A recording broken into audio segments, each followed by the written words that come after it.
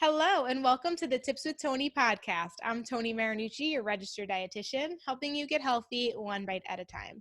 I'm really excited for you to hear from our very next guest, Meghan Pherrill. She is a yoga and meditation teacher who is going to introduce herself and she's going to share with you who she is, what she does, and why she does what she does. So, Meghan, welcome to the podcast.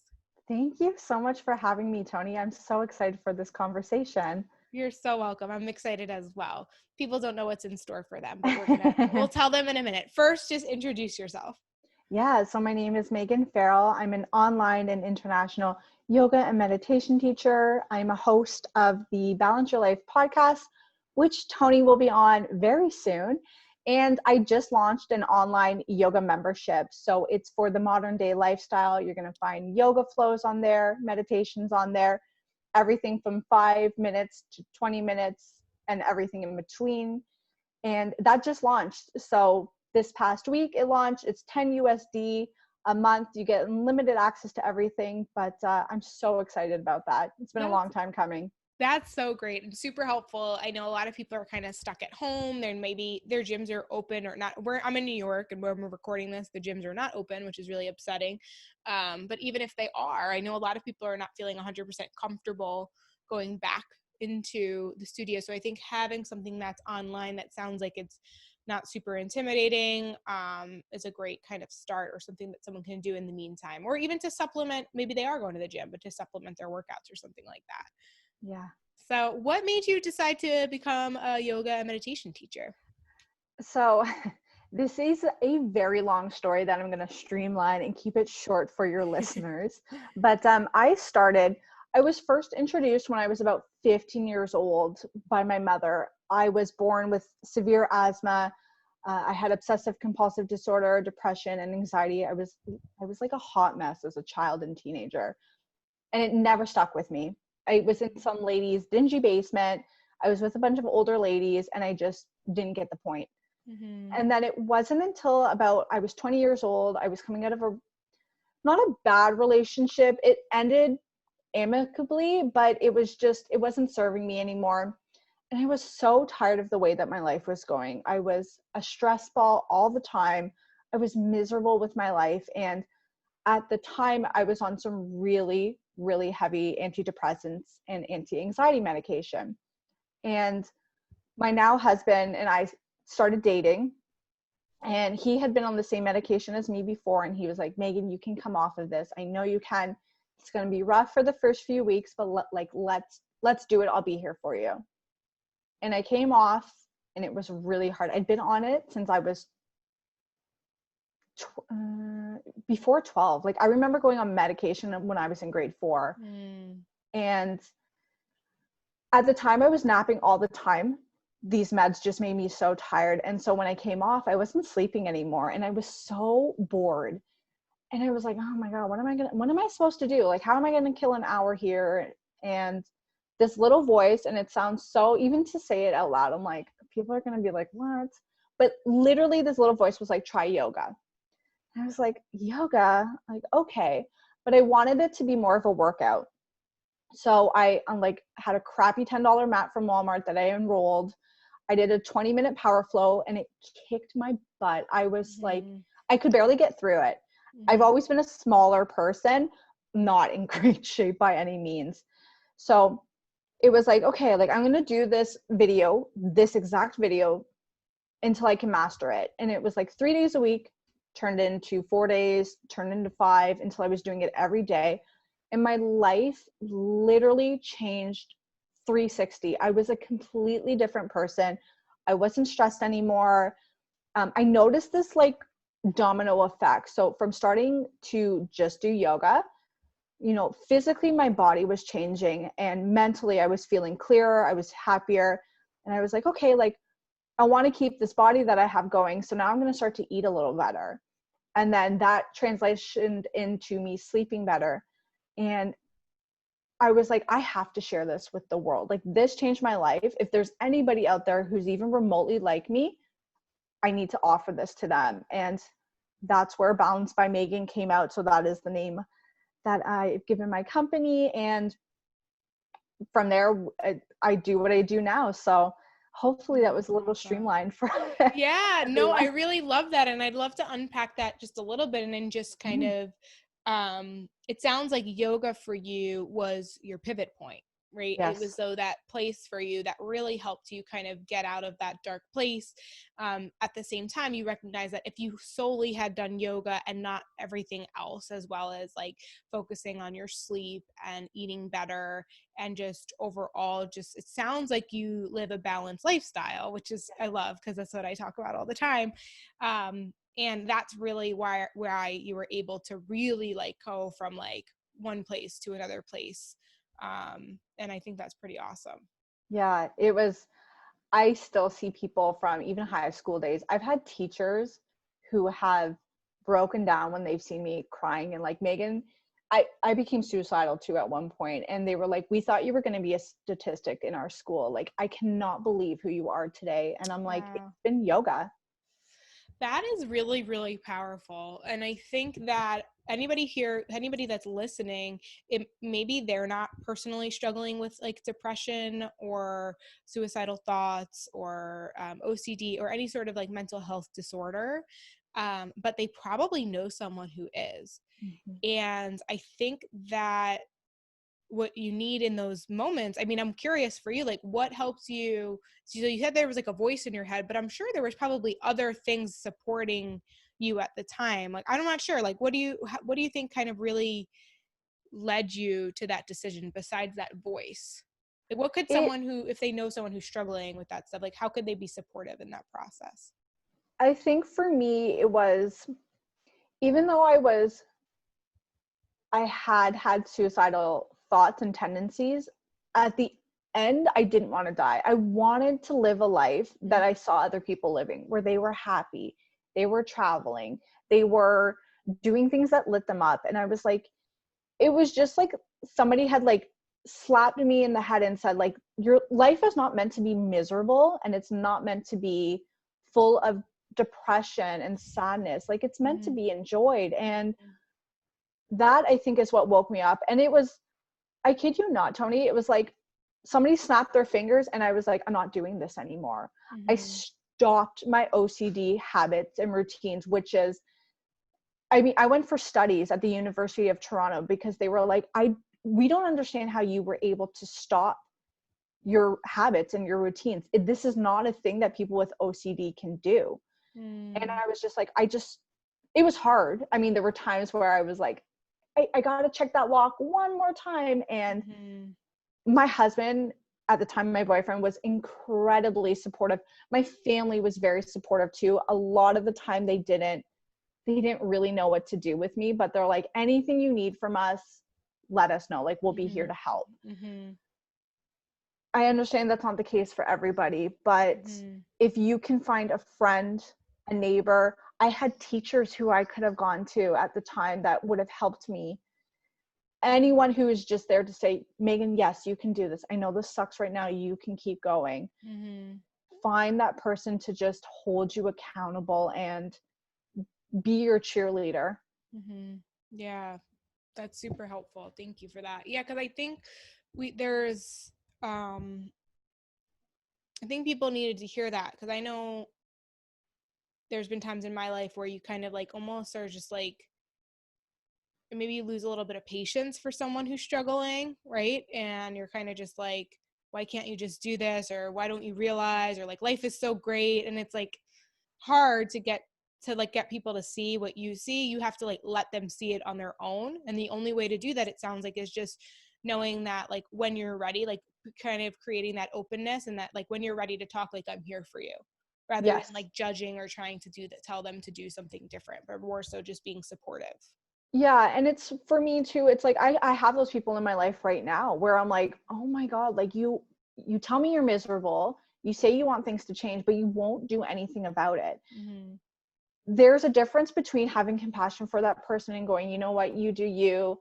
If you want to change or follow my example, like, here it is. I'm always here to offer you a helping hand, but I'm no longer willing to put myself in that position. I'm no longer to allow that negative energy to pull me down, to be dragged down with you. If you want to join us, here's my hand, come with me. If not, by all means, like stay as you are, but I'm not going to be there to be dragged down with you. Right. That might sound a little harsh, but you got to do it. No, it's like that tough love.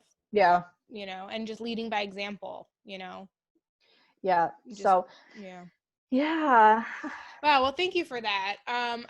So one thing I wanted to do before we kind of get more into the episode and more about yoga, particularly, we're going to talk more about kind of the benefits to yoga, and I'd love to hear actually about the different types of yoga, like power yoga versus, I don't know, vinyasa or hatha. Like, I just know their names. I kind of know what they are, but I would love for people to understand, because I think that's what happens. I think people try yoga and maybe it's not the right type. Like you said, like I actually really love power yoga because it's more like a workout, versus like, and then sometimes, you know, the other ones serve me. But the point is that I think people don't recognize that there's so many different types. So it's like they'll try a yoga class and they don't like it, but there's like so many other varieties. So it's like maybe try a different yoga class or a different instructor, all those things. But before we do that, I had a thought, and I love to meditate. I do it every morning, and I usually will do it I'll like look up something on YouTube, but for a while I was going to like podcasts, like meditation podcasts. And I was like, I would love to like have that on mine. Like, why don't I provide that for people that listen? Like, I know that I encourage them to meditate, but I don't have like a physical resource. So with that said, Meghan so graciously offered to lead us through a 5-minute meditation, just so you guys can get to know what it feels like, what it is. Maybe you're familiar with yoga before, but with meditation before, but you've never meditated with Meghan before.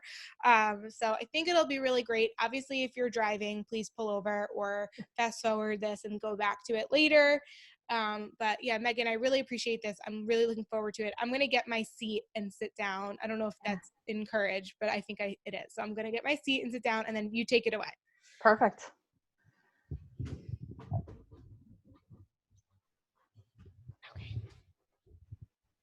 All right. So wherever I gotta move it down. Okay. So wherever you are, go ahead and just find a nice, comfortable position. You can choose to sit down cross-legged. You can choose to just sit up in a chair.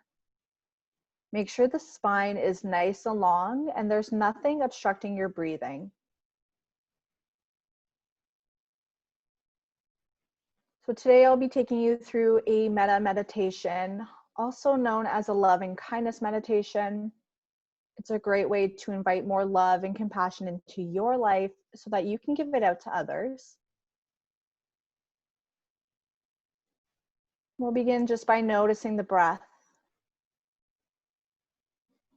Notice how it moves in and out of your body. Not trying to force or change it, just that natural rhythm.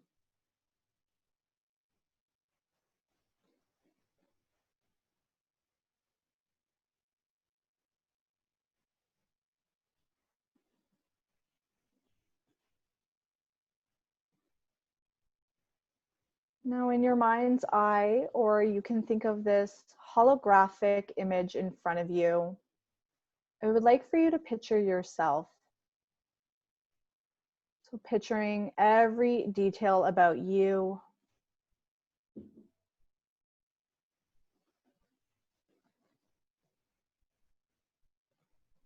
And then you can whisper quietly to yourself, or you can just say in your head, may you be happy. May you be healthy. May you be safe. May you live with ease.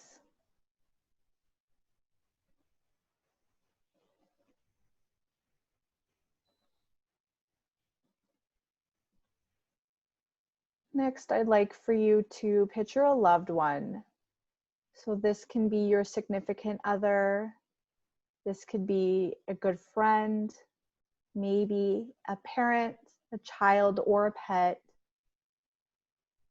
Just choose one and picture them in your mind.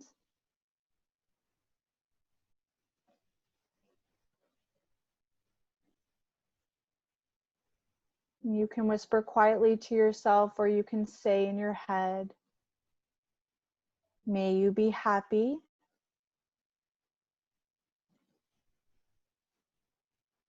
May you be healthy. May you be safe. And may you live with ease.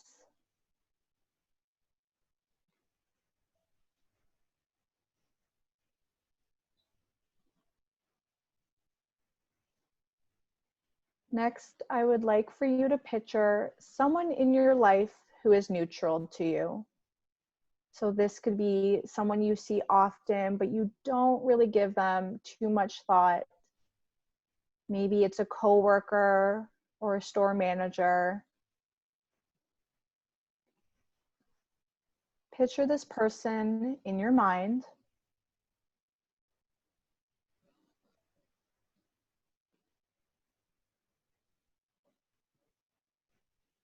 May you be happy.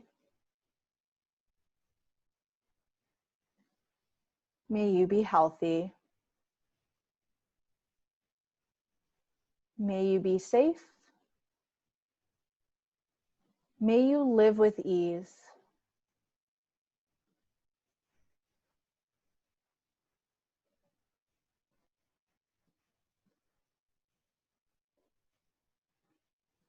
Next, I'd like for you to picture someone in your life who you downright do not like. Maybe this person is a family member, maybe it's a neighbor or a coworker. And if love and compassion is too hard to muster up, try to send them thoughts of appreciation.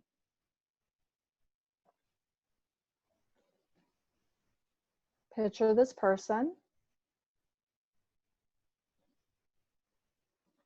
May you be happy. May you be healthy. May you be safe. May you live with ease.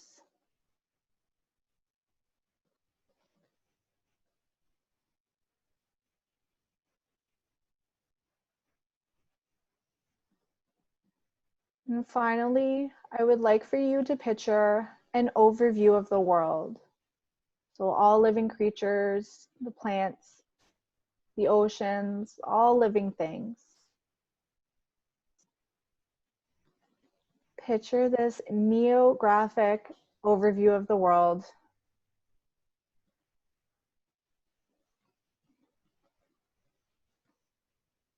May all living things be happy.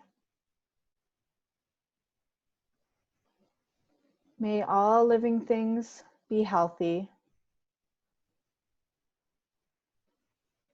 May all living things be safe.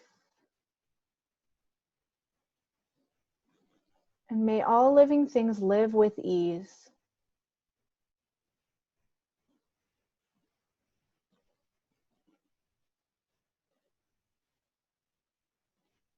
And just go ahead and take a few more deep breaths here. Breathing in love and compassion. And exhale out kindness. A few more deep breaths.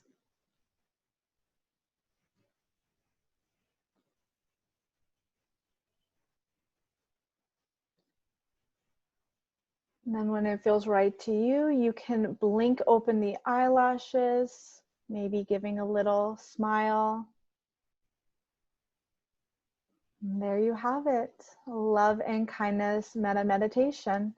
That was incredible. Thank you so much.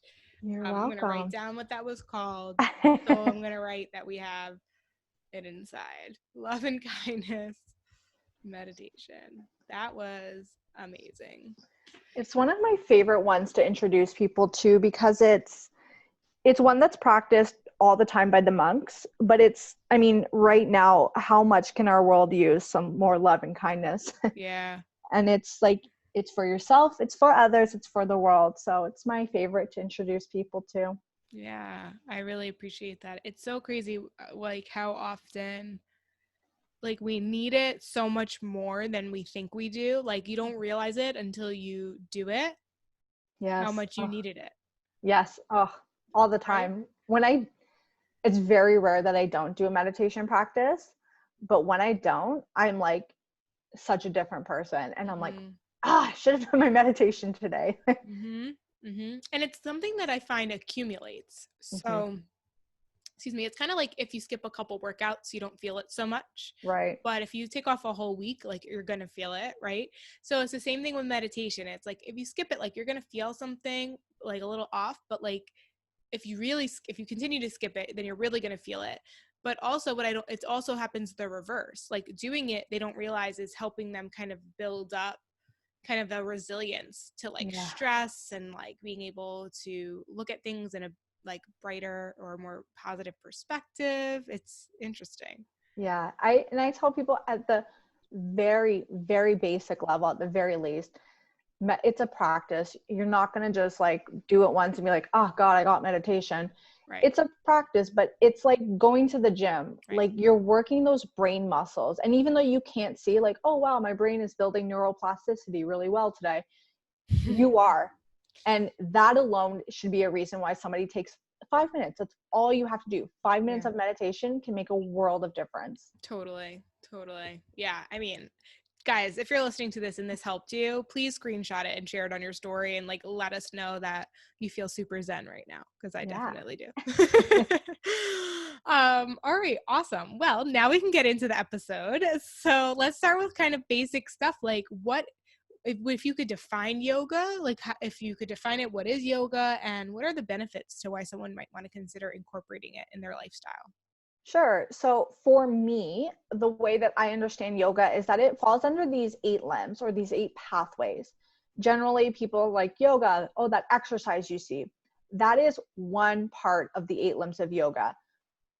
So what it is how you treat other people in the world. Yoga is how you treat yourself. Yoga can be exercise or movement, what we call our asanas, so those yoga poses that you see. There's breathing, pranayama. There's intro to meditation, so getting into the space of meditation. There's being in meditation. And then there's this connection to the universe, to God, if you will, to all living creatures and all living things.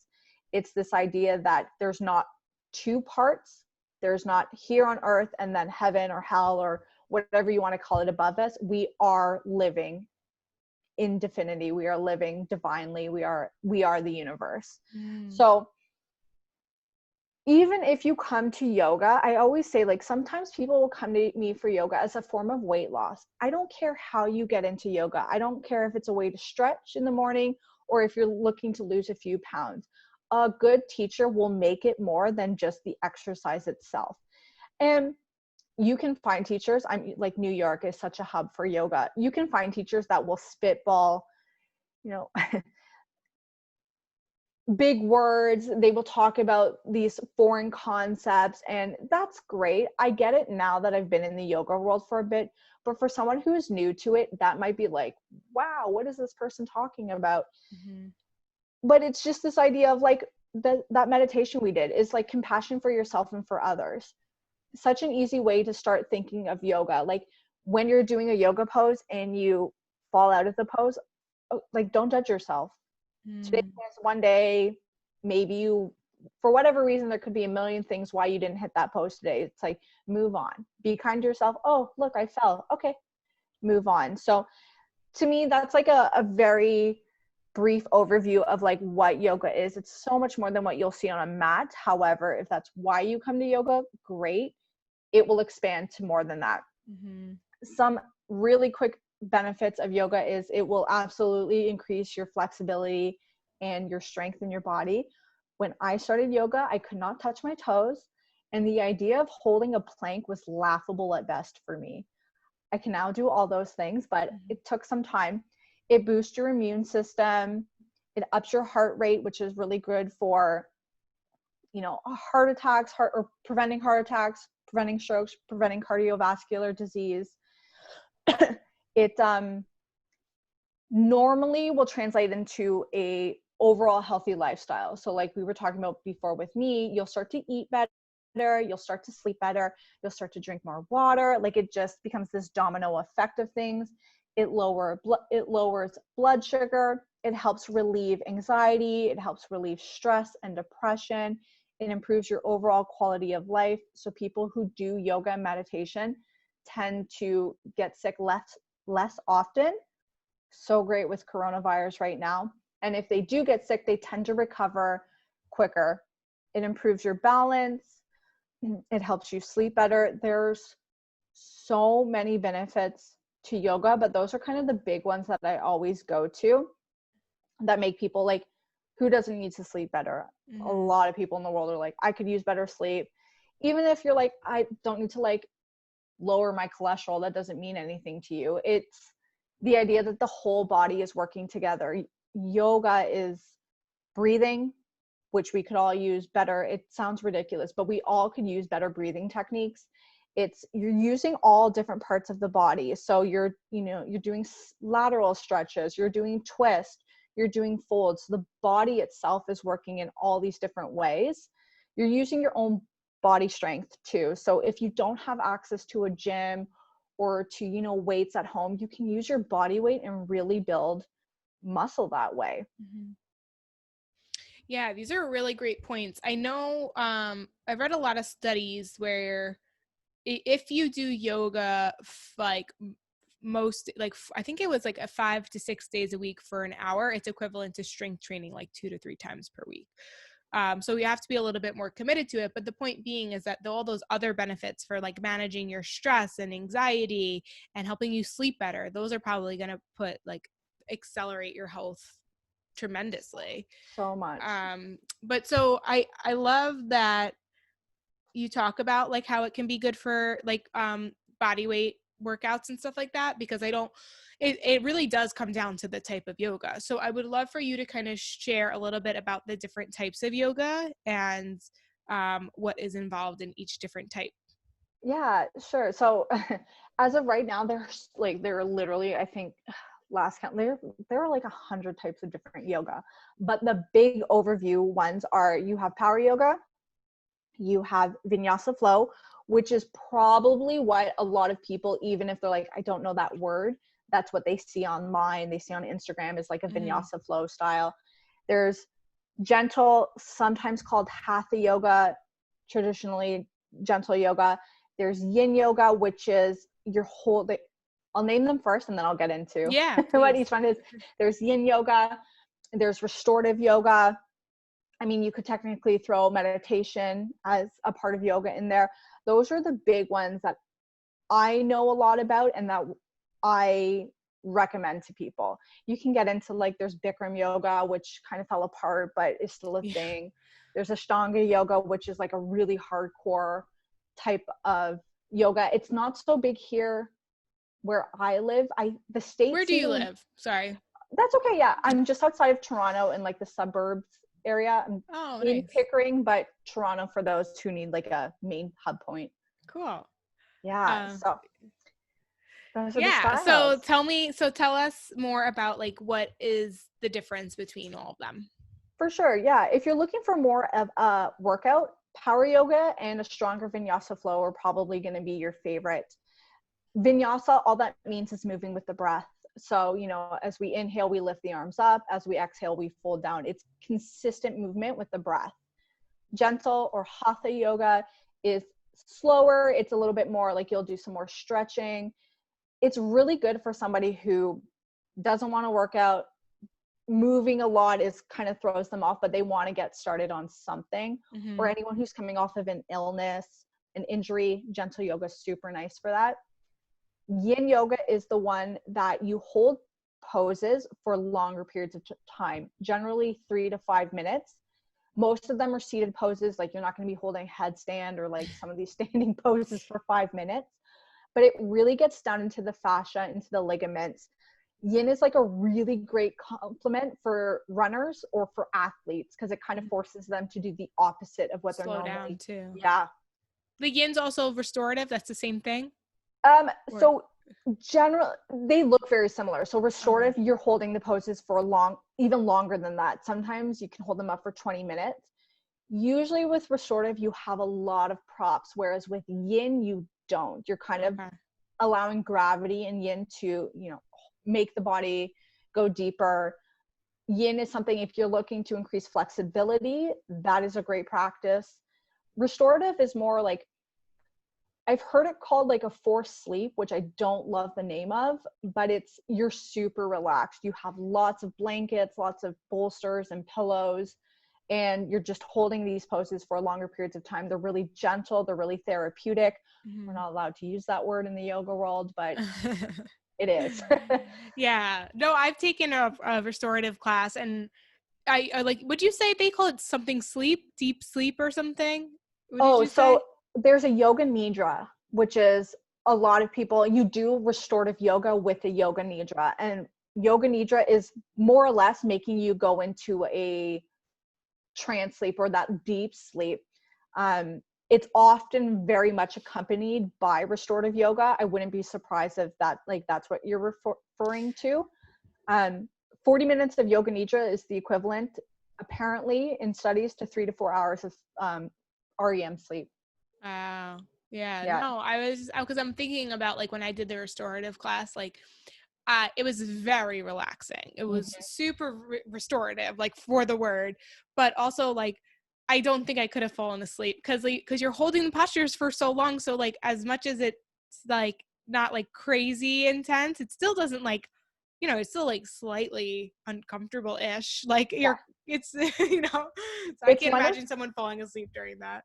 Oh, you'd be surprised. Like I've heard, it's funny, for some yoga teachers, if you can get somebody to like fall asleep in a class, you're like, pat yourself on your back. You're like, yeah, I got them so relaxed. But it's one of those things. So like someone who's like into the gym, into like power yoga or powerlift or weightlifting, I should say, a restorative or a yin is going to be super challenging for them to do because it's the total opposite of what they're used to. Yeah. But it's what the body needs. It's what the mind needs. Cause you're sitting there and you're like, I remember when I first did my first yin classes, and I was like, I had to do so many classes for my teacher training with a specific teacher. And that was the only class of hers that I could make while I was working corporate.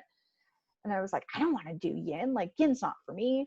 And it's like the first 3 classes I'd be like into a pose and I'd be like, okay, I got to get this grocery shopping. I got to do that at work. And I hated it. I absolutely hated it. And it was like after that 3 class point, I was like, yin honestly became one of my favorite forms to practice because it's so, it's uncomfortable. You're holding some of these poses that you normally don't hold for 5 minutes, and it makes your brain like, you can really start to see like what comes up for you in the brain and like really be like, that's not true for me. Or, if you're someone, for me, like before yoga and meditation, I was a very negative person on myself. I would have a lot of negative self-talk, and so I would be doing a yin class and be like, oh my God, I can't believe you got that person's name wrong. Like, how stupid are you? And it would give me a chance to be like, okay, that's not stupid. That happens to a lot of people. I got her name wrong. Like, not the end of the world. Let's move on. Right. So that part really became one of my favorite things to do. I love that. It goes back to what you were saying earlier. It's more about like giving compassion, self-compassion, compassion to others. It's pretty cool. Yeah. Awesome. Okay, great. So how would you recommend that someone got started with yoga? Maybe they're that strength training person, or in their person that they're like, nope, yoga's not for me. I need something high intensity. I need to be a workout. Like I need to know that I'm doing something. Yoga feels like a waste of time. So how would you answer someone like that? And then how would you just answer to somebody who just is like, I'm not flexible. Like I could never do yoga. It's too painful. Like I don't see myself ever doing that. For sure. So for the person who's like, not for me, I feel like I'm wasting my time, I'm not here to argue on it and force you to do something you're not willing to do. I would say, okay, let's find a power yoga class or a vinyasa flow class, something that you are used to that kind of gets you excited about it. But you're going to do 5 to 10 minutes at the end of the class of just laying there and being in Shavasana. It's 5 to 10 minutes. What else would you be doing with your time? Scrolling Instagram, going on social media. If you could take that 5 to 10 minutes and do something so incredibly powerful for your body, so you're letting that, you know, even that workout kind of absorb into the body. You're giving the body a little bit of a break to be like, you know, if you were going through the ringer, if you were doing something strenuous, like you're just giving it a few moments to be absorb, for that breathing to come back into, you know, natural rhythm. And you're giving your mind just a few moments, 5 to 10 minutes, people, a few moments of quietness, of just like, okay, you know, you pat yourself on the back. I made it through that class. You know, I really enjoyed it. Notice how you're feeling. Like if you're just sitting there and going like, wow, I feel really relaxed here. This feels really nice. Or, you know, I'm not as stressed as I was before. I've had it where, you know, sometimes answers come to me where before I got on the mat, I was like, oh shoot, I don't know what to do about this problem. And I have an answer as I'm laying there in Shavasana. Yeah. Start there, right? You're not forcing yourself to do 60 minutes of something that you're like really uncomfortable with, something you really don't want to do. It's 5 to 10 minutes at the end of a class that you'll probably really enjoy because it's right up your alley, to just be quiet. So that's what I would say. Don't force yourself to do something totally different. Start with what you're kind of comfortable with. And, you know, at the end of it, a good teacher will keep you in Shavasana for at the very least 5 minutes. That can be the start of your yoga journey. I love that. Yeah.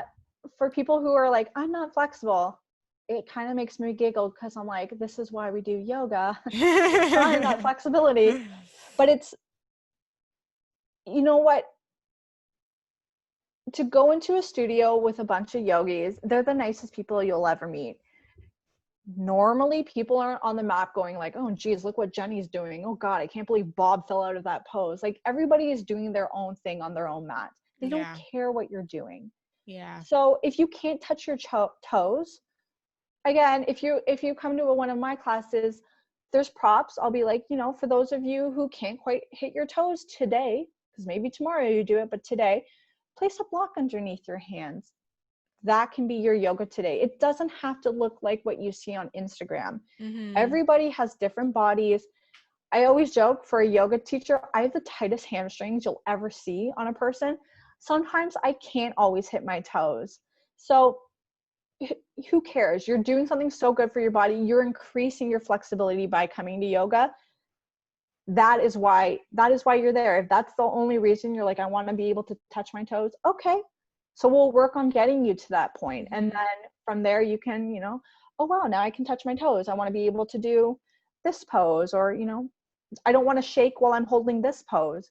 Everything comes in due time. Yeah. Love that. And you're not going to get better unless you do it.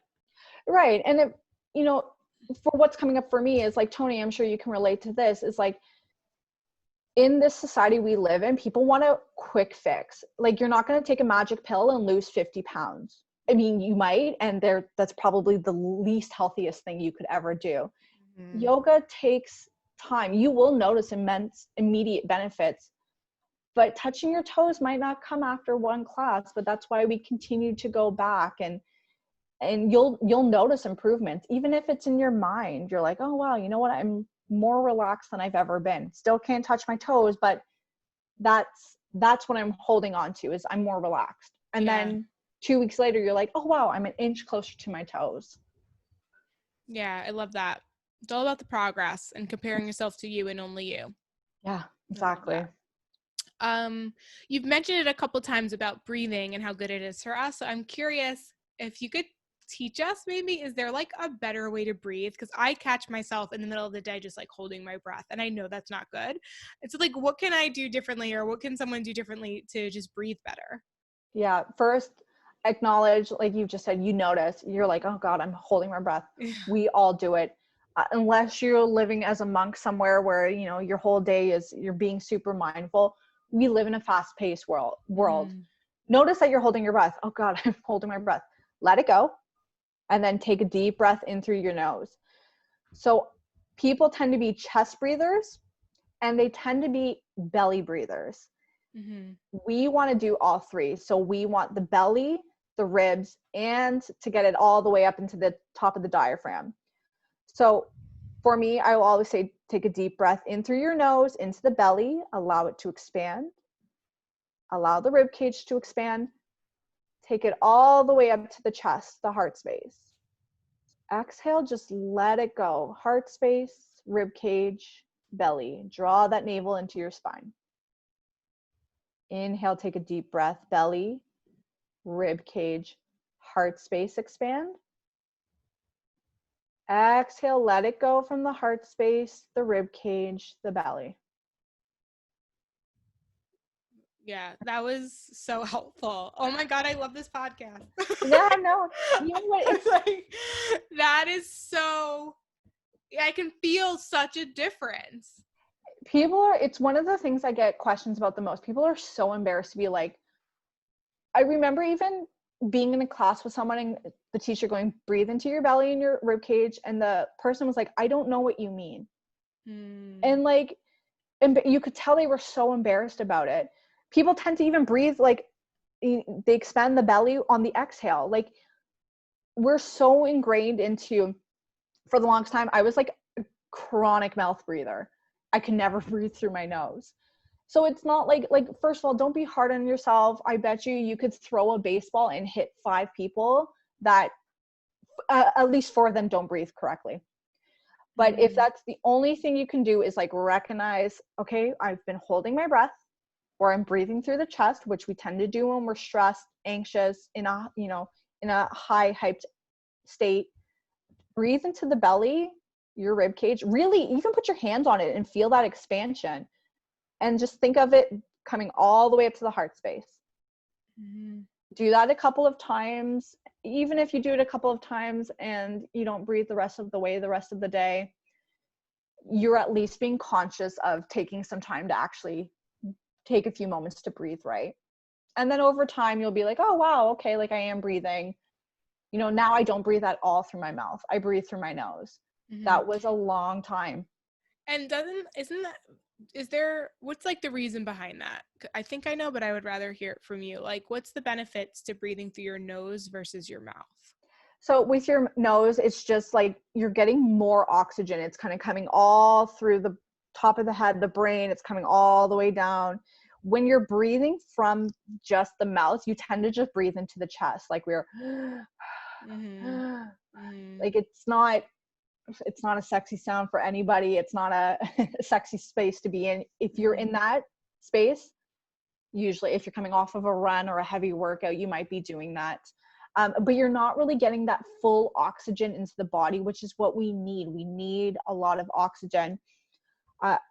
When coronavirus hit, one of the respiratory experts came on and said, do deep breathing. Like you need that full expansion of the lungs. That can help prevent bronchitis, pneumonia. When I have a lot of asthma attacks, that is one thing that people will sit with me and go, breathe in through the nose, really get that expansion going in the belly, the ribs, and the heart space, because you're getting a boost of oxygen in, and you're just allowing those lungs to expand to their full capacity. You don't do that when you're breathing through the mouth. Yeah. And like this, I'm not a therapist, psychologist. This is just a thought. I don't know how true this is, but I think about like someone who's having like an anxiety attack or a panic attack. It's a lot of like, it's a lot of like through the throat, through the mouth. But I feel like just breathing through your nose is so much more calming, and that alone could probably help them a lot to relax in those moments. It almost instantly takes you out of that fight or flight mentality too. When you start to breathe through the nose, right away the parasympathetic system kicks in and goes, okay, we need to relax here. If you can extend your breath by one breath or two breaths is ideal, but even one extra breath, that really signals the brain to, okay, calm down, slow down, and get you out of that state of panic or fear. Wow. So good. So good. All right, Meghan. Well, I want to be mindful of your time. I would love to wrap up with I would love to learn from you what balance means to you, because I teach with my clients. I feel like healthy is, for everyone is a little bit different. Wellness is a little bit different, and balance even is a little bit different. But at the end of the day, it's easier to adhere to your goals if you have a clear definition of what that means to you. And I would love to hear where Balance by Meghan came from. I know you mentioned it a little bit, but like what that actually looks like for you in your life. Yeah, so for me, balance just means to live a healthier lifestyle by finding movement every single day, whether that's a walk or a workout. Find some form of movement, drinking lots of water throughout the day, to eat healthy. So for me, I'm not a nutritionalist. I don't have a background in that. I eat as many vegetables as I can. I'm not a huge fruit person, but I make smoothies. So that's my way of like injecting fruit into me. I have a smoothie every single day. I try to cram in as much veggies into each meal that I can. And, you know, even sleeping well comes from that, like really having a good restful sleep. So finding that balance, it's not as hard as you think it is. Don't make it a punishment to like, God, I got to eat healthy today. Like you're fueling your body, you're fueling your brain. That being said, I also never feel guilty if I have pizza for dinner, if I have cake for a celebration. I don't do it daily. I don't even, once a week. So Saturday night tends to be my husband makes fun of me too, because it's like my treat night. But my treat night is like, those like small things of like Ben and Jerry's. I can make that last like 3 weeks in a row because I only have like 1/3 of it. Because you know that it's allowed. It's because it's not for you. It's not like you don't feel guilty when you have it. And when you put all foods fit on the same playing field, then you don't feel the need to like scarf it down. It's the only time you're going to get it is on Saturday nights. Yeah. But you know that you can have it at any time. That's just when you choose to have it. And so you have it to enjoy it.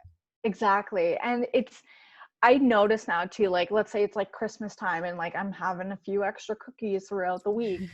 I don't feel great. Like I will start to be like, yeah, you know what? My stomach is like bothering me. It's like, yeah, because you've had like 4 cookies for 3 days straight or 4 days straight. It's like, okay, I'm not going to do that anymore. I'm going to take a few days and get back to it. So balance is like, do your best daily to eat healthy, to drink healthy, to find movement, get good sleep, but don't feel guilty on celebrations. Don't feel guilty to have a piece of pizza. Don't make it a daily habit. But that way, when you do have it, there's no guilt involved. You can actually enjoy it, and you're not going to ruin that workout you just did. You're not going to ruin, that healthy lifestyle that you lived by having a piece of pizza. It's not going to happen. Totally. Awesome. Well, thank you so much, Meghan. This has been great. So let people know where they can find you, follow you, ask you questions, and definitely how they can sign up for your online membership. Thank you so much. So across all social media platforms, that was hard to get out. Balance by Meghan, Meghan. Instagram is where I love to hang out. You can find me on there. You can reach out to me, send me a message anytime. You can find my website. So I have my podcast up on there. I have, retreat offerings. Not while coronavirus is going on. Let me be clear about that. But workshops, I know it's been a bummer, but maybe next year. Retreats, workshops, all that good stuff is on my website, www.balancebymeghan.com. And if you go there, you will see a link for the membership. So you can read a little bit more about it from there, and then you can click to join the membership right from there. Perfect. Thanks so much. So I'll put those in the show notes so people can definitely just click and follow. Any last minute comments or anything that you feel like the listeners need to know? Honestly, the one thing I would say to people is just start. There's never going to be a right time or the perfect time, perfect date to start yoga, to start eating healthy, to start meditation. Just practice. Even if you fumble at first, or just start. Even if you fumble at first, just start. It can be 10 minutes. It can be 5. It can be an hour if you want. Start and go from there. Yeah. Love that. Great advice. All right, guys, if you're not already following Meghan, definitely go follow her. If you're not already subscribed to the Tips with Tony podcast, definitely subscribe. A new episode comes out every Monday and every Wednesday, and when you're subscribed, you don't miss a beat. As always, I'm Tony Marinucci, your registered dietitian, helping you get healthy one bite at a time.